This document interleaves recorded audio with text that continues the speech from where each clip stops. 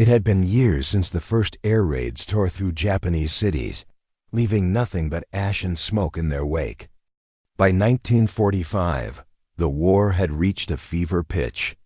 In towns far from the front lines, ordinary families lived with a terror that was both invisible and omnipresent. Food had become a memory. Rice rationed to a mere handful, vegetables scarce, and every child's cry was tinged with hunger.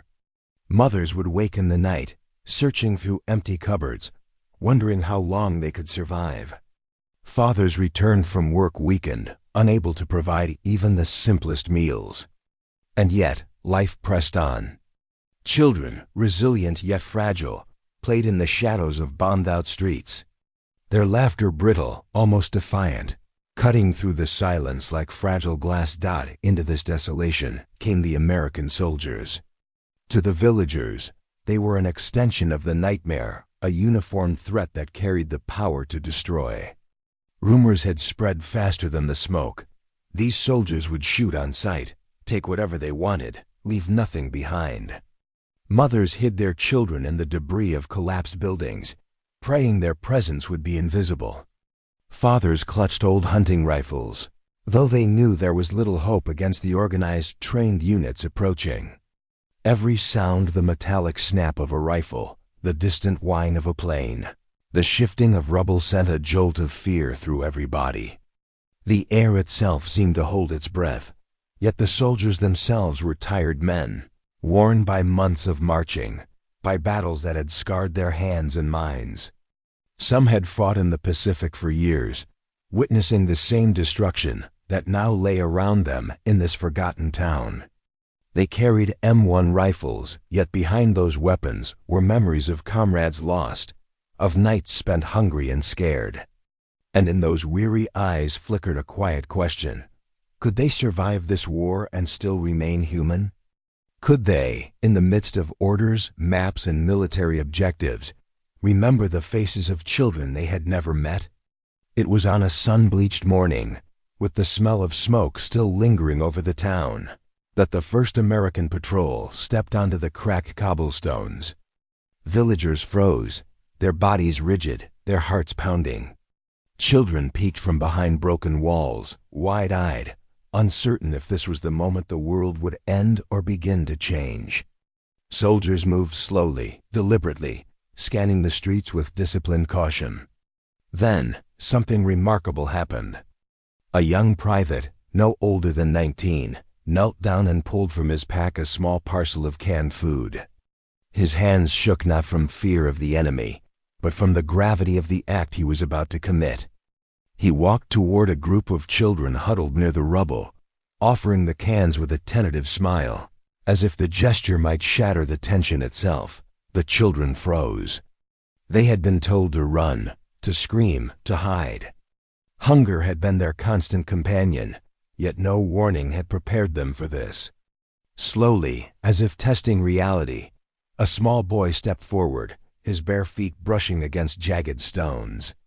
The private extended the can, and the boy's tiny fingers closed around it, trembling. Around them, mothers and fathers watched in silent disbelief. Some hearts lifted with hope, others ached with cautious suspicion. Could an enemy truly care? And in that moment, the unthinkable happened. The fear that had gripped the town for years began to loosen, replaced by a fragile trust. The silence was heavier than the smoke. For a moment, the town seemed suspended in a fragile pause, as if the world itself were unsure what would happen next. The children clutched the cans, their small hands shaking, eyes darting toward their parents for permission, for reassurance, for permission to hope. Mothers pressed their lips together, faces pale, and remembered the lessons whispered in fear for years. The soldiers are our enemies.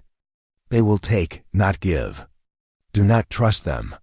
Yet something in the way the soldiers moved, gentle, deliberate, almost careful, broke through that fear like sunlight cutting through storm clouds. Private James Mitchell, the young soldier who had offered the first can, felt a weight on his chest that had nothing to do with hunger or exhaustion. He had been trained for combat, taught to act quickly, efficiently, without sentiment. But now, kneeling in the rubble-strewn street, he felt the full, human cost of the war, the hunger etched in children's eyes, the tremble of hands that had never known safety. He thought of his younger sister back home, of the sandwiches he had packed for her when he was a boy, and a question gnawed at him: if these children were my family, would I walk away or would I act? His hands tightened around the next can, and he took a step closer. Around him, the soldiers of his unit watched, unsure how to respond. Orders had not prepared them for this. Some feared reprisal, fearing that showing kindness could be dangerous, could be mistaken for weakness. Others simply hesitated, their own minds trapped in disbelief. Was it really possible to help those they had been taught to see only as the enemy? One sergeant, hardened by years of battle, broke the tension with a nod, signaling that the act was allowed. And in that small gesture, the permission to be humane was granted. Children began to inch forward, first one, then another. The youngest, barely 5, reached out with both hands, and the private dropped a can gently into them, careful not to startle. The child's eyes lit up in a way that seemed almost criminally naive, light and hope in a world that had known only darkness. Mothers let out quiet breaths they didn't realize they had been holding, and some, finally convinced it was real, stepped forward, accepting food for their children. Fathers, hesitant at first, stood with rifles slung low, unsure whether to intervene, whether to flee, whether to trust. Fear had taught them caution, but hunger had begun to teach a different lesson. Sometimes, courage meant opening your hands, not your fists. Meanwhile, James felt the raw intensity of human connection. For every child that took a can, he felt a pang of responsibility. He could not give them the world, only a morsel, but it was enough to ignite a spark of survival, a flicker of trust. Around him, the town seemed to breathe collectively, slowly, uncertainly. The sound of metal boots over shattered tiles became a rhythm of possibility rather than threat. Somewhere in the distance, a dog barked. Somewhere closer, a child laughed, a small, fragile sound that might have been mistaken for panic, but was in truth the first echo of hope in months. But the moment was not without danger. Smoke from burned-out buildings drifted unpredictably, and the soldiers knew that even small acts of humanity could be misread as weakness by others higher up the chain of command. Yet each moment they spent kneeling, offering food, listening to the soft, hesitant voices of children, became a quiet rebellion against the cruelty of war itself. Fear wrestled with compassion in every heartbeat. And as more villagers gathered, eyes wary but hunger-driven, a subtle transformation took hold. Trust, fragile but real, began to weave through the streets, stitching together the torn edges of a community that had almost forgotten it could hope. The sun hung low over the town, casting long shadows across streets strewn with splintered wood and shattered tile. Smoke lingered in the air, thick and acrid, carrying the bitter scent of burned rice fields and collapsed homes. The children, once frozen by fear, now clustered cautiously around the soldiers, eyes wide, stomachs aching but hearts daring to hope. Every movement carried weight. One wrong step could shatter the fragile trust forming between worlds that had only known each other through the lens of hatred and survival. Private Mitchell felt sweat bead at his hairline, not from heat but from the pressure of responsibility. Each can of food he handed out felt like a lifeline, and each small smile from a child felt like both a triumph and a test. He thought about the faces of the soldiers he had fought beside, many lost in distant jungles and bombed-out islands. Could a single act of kindness undo years of bloodshed? Could the fragile connection between himself and these children ripple outward into something larger? Doubt gnawed at him, but still, he moved forward, offering what little they had. The villagers began to respond, first hesitantly, then with a courage born of necessity. Mothers lifted children into their arms, whispering words of caution and wonder, guiding their trembling fingers to accept the food. Fathers, initially tense, relaxed into the act, realizing that resistance could cost their children more than trust could. One elderly man, hands calloused from decades of work in the fields, approached a soldier and with a bow that spoke of both respect and disbelief, accepted a small packet of rice. In that bow was the quiet acknowledgement that humanity, even in war, could survive. But beneath the surface, the tension remained. Soldiers kept watch, eyes scanning for threats, aware that danger could appear from any corner. A misstep could provoke violence. A wrong move could undo everything. The children, sensing the gravity of the moment, clutched their parcels tightly, their tiny hands leaving fingerprints on the metal cans, traces of innocence left on the edge of a world defined by destruction. And yet, as the minutes passed, the rhythm of mutual trust began to grow. Children laughed softly, mothers exhaled. And even the soldiers allowed themselves brief smiles, small victories against the relentless weight of war. Amidst this fragile normalcy, Private Mitchell noticed a small girl, no older than 7, sitting alone atop a heap of rubble. Her hair was tangled, her kimono torn and faded, and her eyes held a mixture of fear and war-weariness that seemed impossible for someone so young. When he approached, she flinched instinctively, expecting the worst. But Mitchell knelt, offering a can of food with both hands extended, eyes steady and gentle. The girl hesitated, her small chest rising and falling rapidly, as if measuring whether trust was safe to give. And then, almost imperceptibly, she reached out. In that moment, the rubble seemed to dissolve. The gap between enemy and civilian, between soldier and child, was bridged by a single act of humanity. Nearby villagers witnessed it quietly, understanding that the gesture meant more than survival, it meant hope. And the soldiers, hardened by battles that had left their hearts scarred, realized that their presence could be more than destruction. It could be protection, compassion, and a glimpse of the world they fought to save. Not destroy, but the story was far from over. While the town began to breathe more easily, the shadows of fear and suspicion lingered. Some villagers watched from doorways, still unsure, still wary. Could this kindness be trusted? Could these soldiers be anything other than enemies?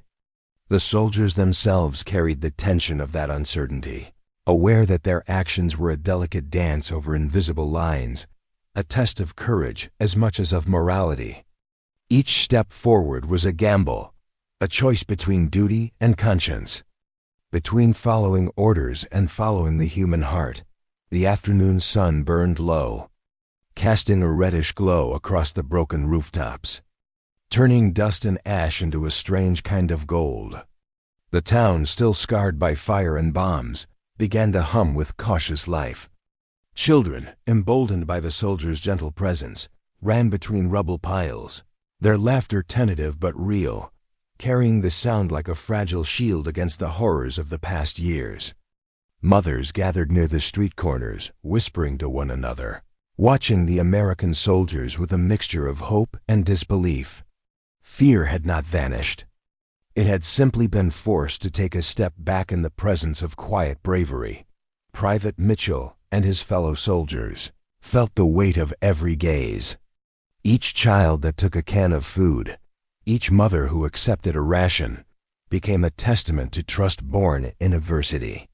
Yet the soldiers were acutely aware that their actions were watched not only by the villagers, but by their own commanders, by the invisible rules of war. They risked reprimand or worse for moments of humanity. And still, they moved forward, their hearts heavy with the dual burden of duty and conscience. Every can handed out was a gamble, a question posed to fate. Could compassion survive in a world that demanded violence? The villagers began to take small, courageous steps. A boy who had been hiding behind a broken wall came forward, offering a small bundle of wild herbs to a soldier in gratitude. An elderly woman, stooped with age and hardship, placed a trembling hand on a soldier's arm, whispering words he could not understand but felt deeply, an acknowledgement of shared humanity. Each gesture, fragile and tentative, was a declaration that trust could exist even in the shadow of war. Fear was still present, but it was joined now by hope, fragile yet stubborn. Like green shoots pushing through the ash, tension remained palpable. The streets were not safe. The distant rumble of artillery reminded everyone that destruction could return at any moment. Soldiers had to remain vigilant, yet they began to realize that the true battlefield was not just the ruins around them, it was the human heart, wounded and wary, struggling to accept kindness from the enemy. Every act of giving food, every patient smile, every gentle nod became a quiet rebellion against hatred and fear. A demonstration of courage that did not need weapons or orders. Private Mitchell's own doubts were constant companions. Each child's hunger reminded him of his own sister back home. Each wary glance from a villager challenged his certainty. Was this trust fragile enough to be broken with a single misstep? And yet, in the midst of danger and uncertainty, he found himself driven by a simple, stubborn truth. Ordinary people, given the courage to act, could create extraordinary change. One by one, the soldiers' quiet gestures, the distribution of cans, the patient kneeling in the sun-baked streets, the willingness to listen began to transform the town. The line between enemy and friend blurred, replaced by the simplest, most human desire to protect the innocent, to nourish the weak, to act when fear demanded silence. By late afternoon, the scene had shifted. Children clutched cans, their bellies eased, their eyes wide with wonder. Mothers stood a little taller, their hearts lightened by relief and gratitude.